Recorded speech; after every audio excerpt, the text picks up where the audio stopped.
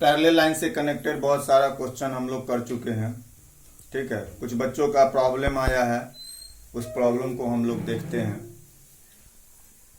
इस क्वेश्चन में दिया हुआ है PQRS are two plane mirrors and placed parallel to each other. AB incident ray है PQ का और BC रिफ्लेक्टेड रे है। मिरर PQ का AB incident ray, BC reflected ray. Mirror RS के लिए BC incident ray, CD reflected ray. Proof करना है कि AB पैरेलल CD होगा। ठीक है, जैसा कि हम लोग लॉज ऑफ रिफ्लेक्शन में पढ़े हैं, angle of incidence angle of reflection equal होता है। ठीक है, तो पहले हम नॉर्मल ड्रॉ कर देते हैं। कंस्ट्रक्शन में MB परपेंडिकुलर डाल दिए PQ पर, MB परपेंडिकुलर, और NC परपेंडिकुलर डाल दिए RS पे। अब हम लोग जानते हैं कि पैरेलल लाइन पर खींचा गया परपेंडिकुलर भी पैरेलल होता है। Perpendiculars drawn on parallel line are also parallel to each other. PQ और RS पैरेलल है। PQ पे परपेंडिकुलर MB, RS पे परपेंडिकुलर NC है। तो पैरेलल लाइन पे ये दोनों परपेंडिकुलर है, ये दोनों क्या हो जाएगा, पैरेलल हो जाएगा। ओके, अब यहां ध्यान देना है, ये एंगल 1 और एंगल 2, ये इंसिडेंट रे है, ये नॉर्मल है, तो ये एंगल ऑफ इंसिडेंस, ये रिफ्लेक्टेड रे है PQ के लिए, और नॉर्मल है तो ये एंगल ऑफ रिफ्लेक्शन। तो 1 और 2 बराबर होगा, है ना। Angle 1 equal to angle 2 equal to half of ABC। यहां देखिए 1 2 बराबर हो गया, तो 1 भी ABC का हाफ होगा और 2 भी ABC का हाफ होगा। ये क्यों हुआ, तो लॉज ऑफ रिफ्लेक्शन से, since I is equal to R। Similarly अब RS के लिए BC हुआ इंसिडेंट रे, CD हुआ रिफ्लेक्टेड रे, ये हो गया नॉर्मल, तो ये हो गया एंगल ऑफ इंसिडेंस BCN, और DCN एंगल ऑफ रिफ्लेक्शन। ये भी लॉज ऑफ रिफ्लेक्शन से क्या हो जाएगा, इक्वल हो जाएगा। 3 इज इक्वल टू क्या हो जाएगा, 4। अब 3 और 4 इक्वल है, इसका मीनिंग है कि नॉर्मल बाइसेक्टर है, तो 3 और 4 दोनों ही BCD का क्या हो जाएगा, हाफ हो जाएगा। ये क्यों हुआ, चूंकि angle of incidence angle of reflection are equal. Any problem.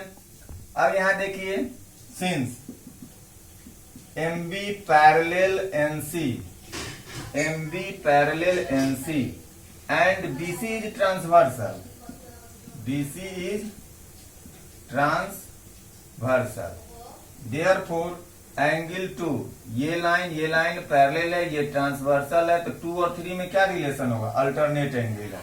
2 and 3, angle 2 angle 3 are equal by alternate interior angles.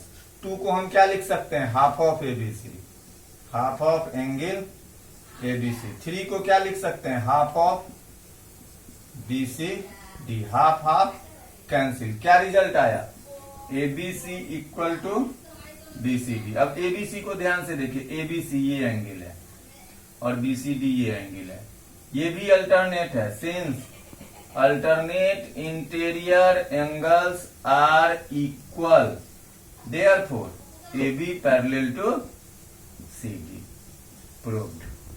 ठीक है, वीडियो पॉज करके इसको नोट कर लीजिए, फिर मैं अगला क्वेश्चन आप लोग को, अगला जो प्रॉब्लम सेंड किया हुआ है उस पर हम लोग डिस्कशन करते हैं। ओके, नेक्स्ट क्वेश्चन है PQ is parallel to ST। Okay, angle PQR 110, angle RST 130। We have to find the angle QRS। जैसा कि इस तरह के बहुत सारे क्वेश्चन में पहले हम लोग डिस्कस कर चुके हैं कि पैरेलल लाइन से अलग जो भी पॉइंट होगा उससे एक पैरेलल लाइन खींच देना है। तो PQST पैरेलल है और अलग पॉइंट है R, तो R से एक लाइन खींचेंगे जो कि PQ और ST के पैरेलल होगा। कंस्ट्रक्शन में क्या करेंगे, draw MRN parallel to PQ parallel to ST। अब मान लीजिए एक एंगल हमको ये आता है, इसको एंगल 1 नाम दे देते हैं, इसका नेमिंग कर देते हैं एज एंगल 2। तो 1 and 110, एंगल 1 and 110 डिग्री, ये 180 हो जाएगा बाय कंजिक्यूटिव इंटीरियर यानी को इंटीरियर। इस तरह से एंगल 1 का वैल्यू आ जाएगा 70 degree. Okay, similarly angle 2 and 130 degree, ये भी को इंटीरियर है बाय को इंटीरियर एंगल्स। क्योंकि ये लाइन पैरेलल है, ये ट्रांसवर्सल है, तो ये हो जाएगा कंजिक्यूटिव इंटीरियर। ठीक है, तो angle 2 180 minus 130 it will be 50 degree. Okay, अब देखिए एंगल 1, एंगल 2, एंगल QRS तीनों मिलके स्ट्रेट लाइन बना रहा है।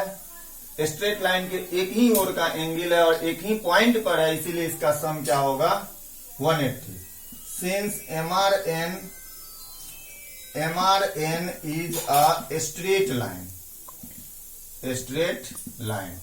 That's why angle 1, angle QRS plus angle 2 will be 180. Value of 1 is 70 degree plus QRS plus angle 2 50 degree. ठीक है, यानी QRS 70 50 120 180, hence QRS will be 180 minus 120, इसका मीनिंग हुआ QRS कितना आ गया 60 degree. Pause the video and note down the solution. Okay, चलिए next question है AB parallel to CD, EG is bisector of angle BEF, FG is bisector of angle EFD। ये इस angle का bisector है, FG इस angle का bisector है। ठीक है, तो जब और मुझे इसको प्रूफ करना है 90 डिग्री, ये बाइसेक्टर है, EG बाइसेक्टर है BEF का, तो ये एंगल 1 जो होगा वो BEF यानी पूरे का क्या हो जाएगा, हाफ हो जाएगा। FG बाइसेक्टर है EFD का, तो ये एंगल 2 क्या होगा, हाफ ऑफ EFD हो जाएगा। ये दोनों बात क्लियर हो गया। अब 1 प्लस 2 का हम लोग वैल्यू निकालते हैं, angle 1 plus angle 2, angle 1 plus angle 2, इस दोनों को ऐड कर दिए तो half of BEF plus half of EFD हो जाएगा। हाफ दोनों में से कॉमन ले लिए तो क्या बचा, BEF और EFD का सम आ गया। अब BEF और EFD को देखिए, BEF ये, ठीक है, BEF ये है, ठीक, BEF और EFD ये लाइन, ये दोनों लाइन AB और CD पैरेलल है और ये ट्रांसवर्सल है, तो ये दोनों क्या है, ये दोनों है कोई इंटीरियर एंगल्स। ठीक है, तो कोई इंटीरियर का सम 180 होता है, इसीलिए BEF और EFD के जगह पे 180 लिख दिए।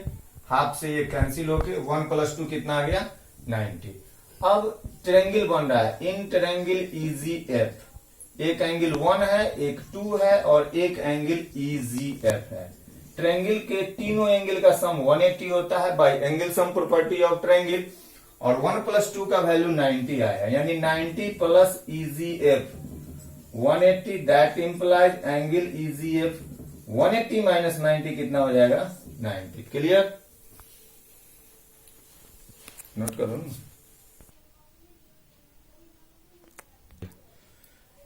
नेक्स्ट क्वेश्चन है, two lines are perpendicular to two parallel lines, prove that they are parallel to each other. Okay, यहां देखिए, this one line L and M, it is given that L is parallel to M. This one line P is perpendicular to L, P perpendicular to L है, मतलब ये 90 degree हो जाएगा।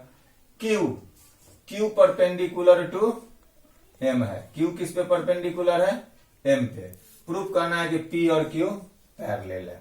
ठीक है, मान लीजिए इस एंगल का नाम ले देते हैं 1, इसका नाम दे देते हैं 2, इस एंगल का नाम दे दिए 1, इसका 2 और इस एंगल का नाम दे दिए 3। ठीक है, अब यहां ध्यान दीजिए, ये L और ये M पैरेलल है, ये ट्रांसवर्सल है। ठीक है, तो ये एंगल और ये एंगल एंगल 1 और 4 कॉरेस्पॉन्डिंग से क्या हो जाएगा, इक्वल। ठीक, L parallel M, P is transversal, तो angle 1 is equal to angle 4 is equal to 90 degree. ठीक है, एंगल 1 90 क्यों हो जाएगा, एंगल 1 90 है चूंकि गिवन है P is perpendicular to L। ठीक है, और ये लाइन पैरेलल है, ये ट्रांसवर्सल है, तो एंगल 1 4 कॉरेस्पॉन्डिंग से इक्वल हो जाएगा, तो एंगल 4 का वैल्यू भी क्या हो जाएगा, 90 degree. Clear,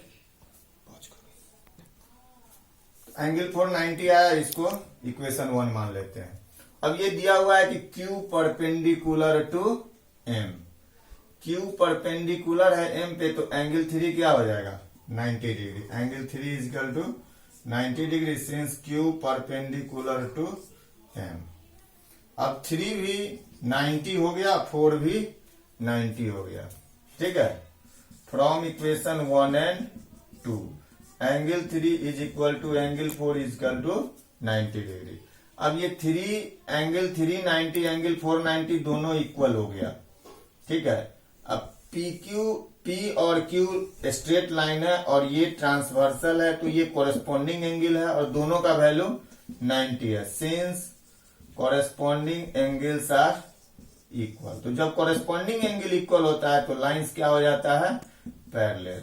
therefore P parallel to Q by converse of corresponding angles axiom proved. Okay.